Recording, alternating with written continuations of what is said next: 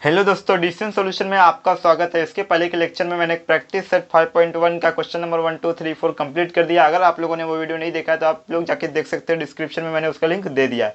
अब इसमें हम लोग क्वेश्चन नंबर 5 स्टार्ट करेंगे। तो अगर वो वीडियो देख लोगे तो अच्छा रहेगा, क्योंकि मैंने कुछ उसमें बेसिक इन्फॉर्मेशन पैरेललोग्राम के बारे में दिया है जो आपको लिए बहुत ज़रूरी है। तो इसमें क्या बोला, diagonals of parallelogram intersect each other at point O, यानी कि एक पैरेललोग्राम है जिसके डायगोनल्स क्या कर रहे हैं, एक दूसरे को इंटरसेक्ट कर रहे हैं। तो पहले वो बना देता हूं मैं। इसके क्या कर रहे हैं, डायगोनल्स इंटरसेक्ट कर रहे हैं पॉइंट ओ पे। ठीक है, अभी इफ ए वो फाइव दिया है तो इधर ए ले लो, ए बी सी डी कितना दिया है, ये 5 दिया है। फिर बी ओ कितना दिया है, 12 दिया है। और ए भी दिया है 13। Then show that quadrilateral ABCD is a rhombus. Rhombus का मतलब देखो क्या होता है कि जो इसके चारों साइड होते हैं ना, इक्वल होते हैं, कॉन्ग्रुएंट होते हैं। और इसमें जो डायगोनल्स होते हैं ना रोम्बस में, क्या होते हैं, परपेंडिकुलर टू ईच अदर होते हैं, यानी 90 डिग्री का एंगल बनाते हैं। क्या बनाते हैं, 90 डिग्री का एंगल। और पैरेललोग्राम में क्या होते हैं, इनके जो डायगोनल्स होते हैं वो बाइसेक्ट टू ईच अदर होते हैं। बस ये डिफरेंस है इन दोनों में। तो हमें बताना है कि ये जो क्वाड्रिलेटरल यानी पैरेललोग्राम है ये है कि नहीं रोम्बस, ये बताना है हमें। तो कैसे पता चलेगा, देखो अब पहले ये प्रूफ करना पड़ेगा ये 90 डिग्री है कि नहीं। अगर ये 90 डिग्री है तो समझो क्या, ये परपेंडिकुलर टू ईच अदर है, तो इससे प्रूफ हो जाएगा कि ये रोम्बोस है। अगर ये साइड इस प्लस ये साइड के इक्वल रहा, ये दोनों साइड ये इस साइड के इक्वल रहा, तो समझो ये 90 डिग्री है, यानी परपेंडिकुलर टू ईच अदर है। तो क्या बोला है फिर, तो आइए सॉल्व करते हैं हम लोग। तो पहले गिवन लिख लेते हैं हम लोग, गिवन में क्या दिया है। तो गिवन में दिया है ए ओ इक्वल टू 5 दिया है, बी ओ इक्वल टू 12 दिया है, एंड ए बी क्या दिया है, 13 दिया है। तो टू प्रूव लिखो, क्या प्रूव करने का है हमें, कि quadrilateral A B C D is a rhombus, ये हमें प्रूफ करने का है। तो प्रूफ करते हैं। प्रूफ में क्या करेंगे, पहले दोनों साइड का सम ले लेंगे स्क्वायर करके। तो ले लेता हूँ फटाफट, A O square plus B O square.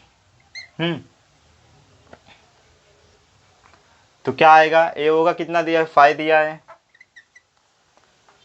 Square कर दो, प्लस बी ओ कितना दिया है, 12 दिया है, स्क्वायर कर दो, कितना हो जाएगा, 25 आएगा इसका, प्लस 144 आएगा। तो दोनों को अगर ऐड करूँगा तो हो जाएगा 169। जिसे इक्वेशन 1 ले लो। फिर अब आ जाओ ए बी का स्क्वायर करो। अब ए बी का स्क्वायर करेंगे तो क्या आएगा, ए बी का स्क्वायर करो, ए बी का वैल्यू क्या है, 13। 13 का स्क्वायर करेंगे तो आएगा 169। इसे इक्वेशन 2 ले लो।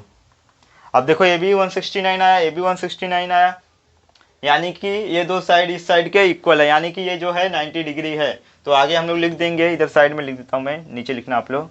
देयरफॉर मतलब फ्रॉम इक्वेशन 1 एंड 2 लिखो, फ्रॉम इक्वेशन 1 एंड 2। 1 एंड 2 से क्या प्रूफ हुआ कि जो ए बी है किसके इक्वल है, ए दोनों साइड के, ए ओ और बी यू के, A O square plus B O square के इक्वल है। ये प्रूफ हो गया किससे, इक्वेशन 1 और 2 से, क्यों दोनों इक्वल है।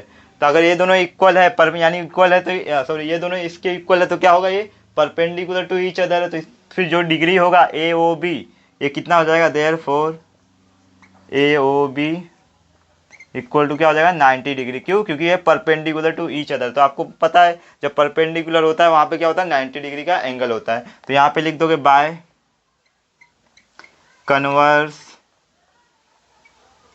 Of Pythagoras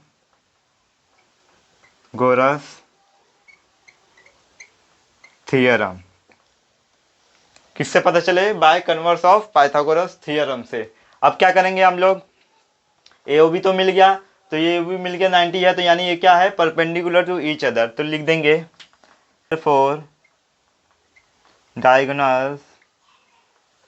diagonals of quadrilateral A B C D is perpendicular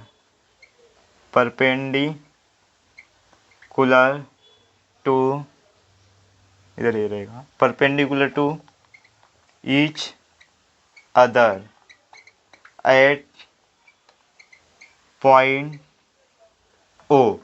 ठीक है, क्या है, अगर ये परपेंडिकुलर टू ईच अदर है तो 90 डिग्री से पता चला हमें। तो फिर लेकिन इसमें क्वेश्चन में एक चीज और भी दिया है कि ये पैरेललोग्राम है, तो यहाँ पे लिखेंगे therefore quadrilateral ABCD is also parallelogram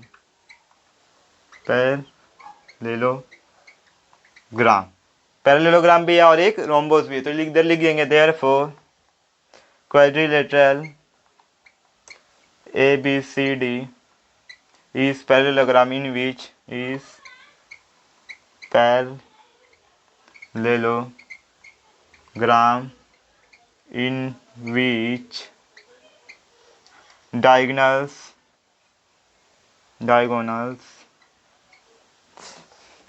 are perpendicular to each other,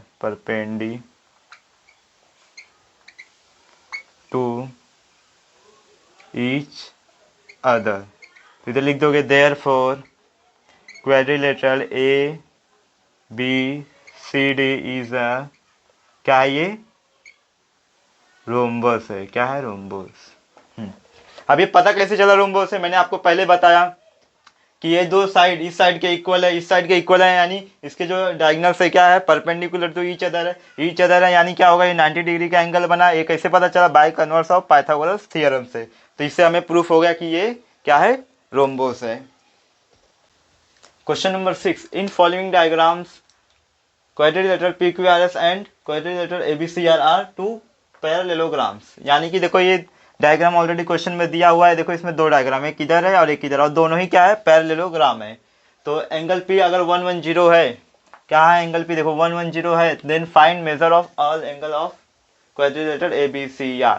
खाली सिर्फ ये एंगल दिया हुआ है और हमें ABCR ये चारों एंगल फाइंड आउट करने का है। तो कैसे करेंगे, आ जाओ बताता हूँ मैं। तो गिवन क्या क्या क्या दिया है हमें, ये दोनों मतलब जो है मतलब क्या है, पैरेललोग्राम है। तो ये लिख देते हैं पहले, quadrilateral PQRS and quadrilateral ABCR are parallelogram. क्या है ये, पैरेललोग्राम। ये हमें गिवन है, क्या है, गिवन है। तो आपको पता है जो पैरेललोग्राम होते हैं उसके अपोजिट एंगल क्या होते हैं, एक दूसरे के कॉन्ग्रुएंट होते हैं। अब देखो P के अपोजिट एंगल क्या है, R, यानी कि ये दोनों क्या होंगे, कॉन्ग्रुएंट होंगे, यानी इक्वल होंगे। तो यानी कि ये अगर 110 है तो ये भी 10 होगा। तो आइए सॉल्व करते हैं। एंगल P इक्वल टू क्या हो जाएगा, एंगल R। क्यों, रीजन यहाँ पे लिख दोगे, opposite angle of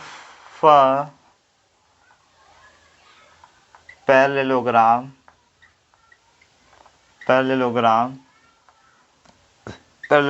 is opposite angle of parallelogram is congruent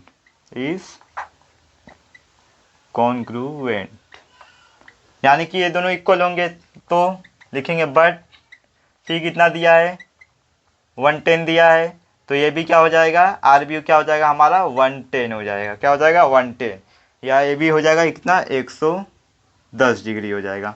अब देखो इसके अपोजिट एंगल कौन सा है, एंगल बी। तो अभी मैंने आपको बताया जो अपोजिट एंगल ऑफ पैरेललोग्राम क्या होते हैं, कॉन्ग्रुएंट होते हैं। यानी कि ये भी कितना हो जाएगा हमारा, 110 डिग्री हो जाएगा। क्यों, क्योंकि ये इसके अपोजिट एंगल है। तो आइए वो भी लिख देते हैं ना, नहीं तो इसे मत लिखो, इन लिखो, इन क्वाड्रिलेटरल ABCR में क्या है, angle B equal to angle R। Reason तो आपको पता ही है, सेम रीज़न ये लिख लेना आप लोग, ये वाला रीज़न सेम यहाँ कॉपी कर लेना आप लोग। हाँ, तो लिखोगे बट R कितना आया हमारा, एंगल R आया है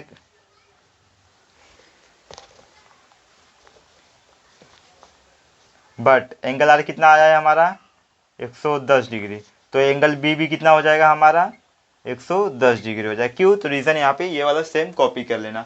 चलो ठीक है, ए बी 110 हो गया। अब ये दोनों निकालना है क्या? अब आपको पता है जो पैरेललोग्राम में एडजेसेंट एंगल होते हैं क्या होते हैं? सप्लीमेंट्री, यानी 180 डिग्री के बराबर होता है। यानी कि अगर इसका एडजेसेंट ए ले लो, इसके साथ ए ले लो, या फिर इसके साथ ए ले लो, इनका जो सम होगा 180 डिग्री के बराबर होगा। तो पहले मैं बी और ए ले लेता हूँ इधर साइड में, तो इधर लिखोगे एंगल बी प्लस, इधर इसको पूरा लिखना पड़ेगा, B A R, angle B A R equal to कितना होगा 180 डिग्री होगा। क्यों होगा? इधर रीज़न लिख देते हैं, adjacent angle of parallelogram is supplementary. क्या होते हैं ये? सप्लीमेंट्री होते हैं। तो सप्लीमेंट्री होते हैं तो पता है आपको क्या हो गया, 180 डिग्री के बराबर हो गया। तो बी का वैल्यू दिया है, क्या दिया है? बी का वैल्यू 110 दिया है। बाकी ये हमें बी ए आर यानी एंगल ए फाइंड आउट करने का है, तो इसमें से माइनस कर देंगे तो कितना हो जाएगा?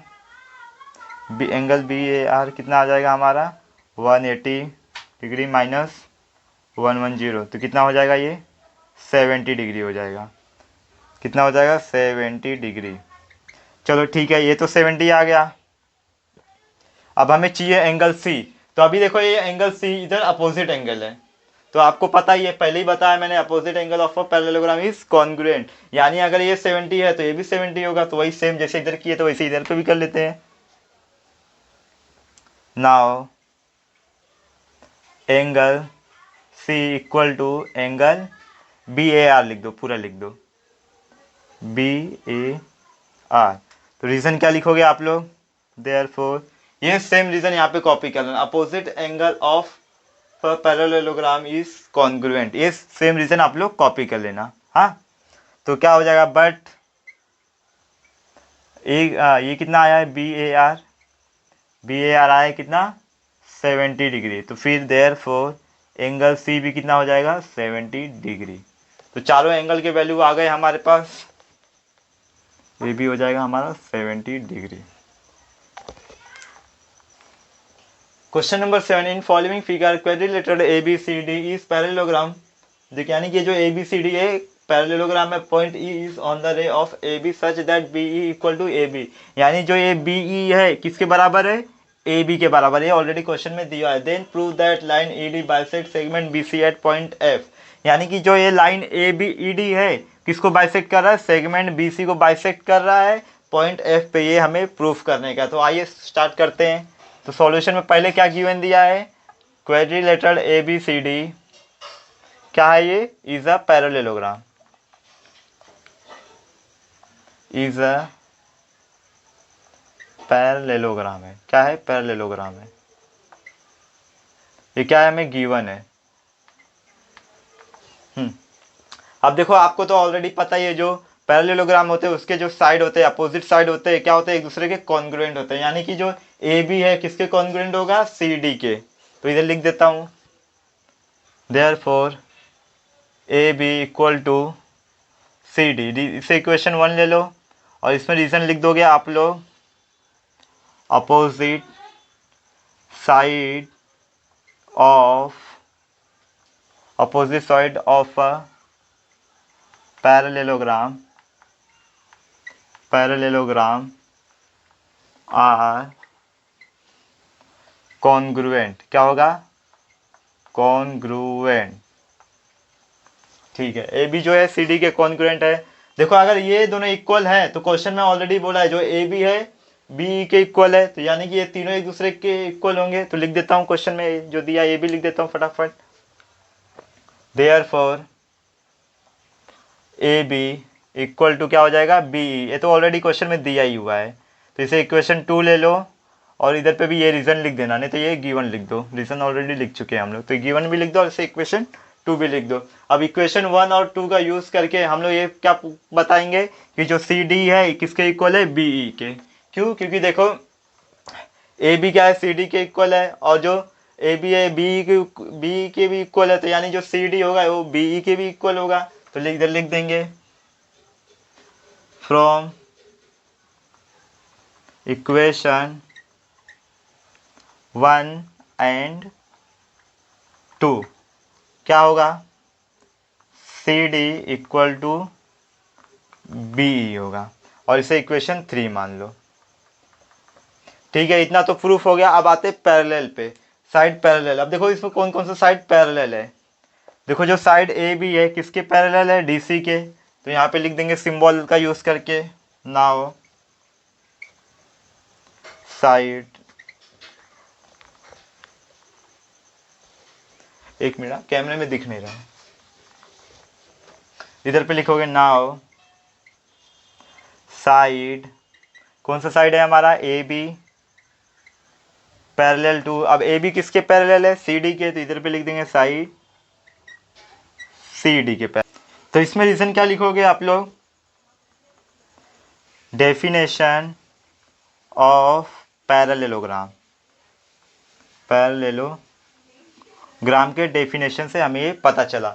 अब ए बी जो साइड है सी डी के पैरेलल है, तो आपको पता है जो ए बी है बी ई के भी बराबर है, तो यानी जो बी ई साइड होगा, टोटल ए ई साइड होगा वो किसके, सी डी के पैरेलल होगा। तो ये भी लिख देते हैं, therefore side A E parallel to side C D B हो जाएगा, सी डी बी।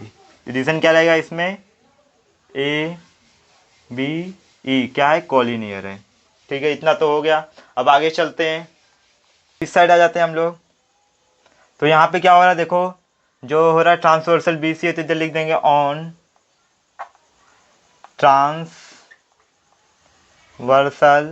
क्या है, बी सी है।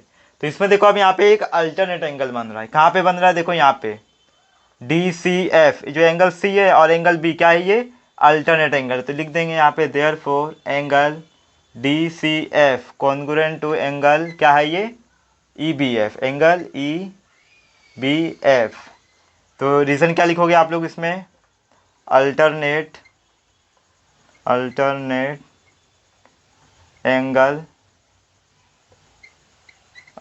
एंगल थ्योरम, ये रीज़न लिखोगे आप लोग। कैसे पता चला, क्योंकि अल्टरनेट थ्योरम हम लोग पढ़ चुके हैं पहले से, अल्टरनेट एंगल थ्योरम, उसमें जो होते हैं अल्टरनेट थ्योरम एंगल क्या होते हैं, एक दूसरे के कॉन्ग्रुएंट होते हैं। तो वही मैंने बताया, देखो एंगल ये और ये वाला क्या है, एक दूसरे के कॉन्ग्रुएंट है। क्यों, क्योंकि ये अल्टरनेट एंगल है। अब क्या करेंगे हम लोग, इन, इधर लिख दो इन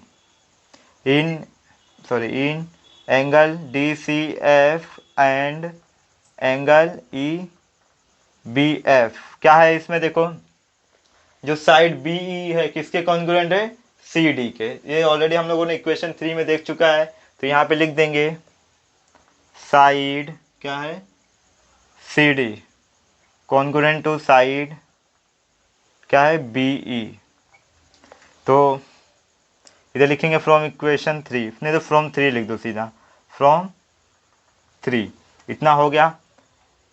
अब इसमें एक एंगल और बन रहा है, कौन सा एंगल बन रहा है, देखो यहाँ पे डी एफ सी, और क्या बन रहा है, E F C, vertically opposite angle बन रहा है। कौन कौन सा है, देखो ये वर्टिकली अपोजिट एंगल है। तो यहाँ पे लिखेंगे therefore angle D F C congruent to angle E F B क्या है, ये वर्टिकली अपोजिट एंगल है। क्या है, वर्टिकली अपोजिट एंगल है।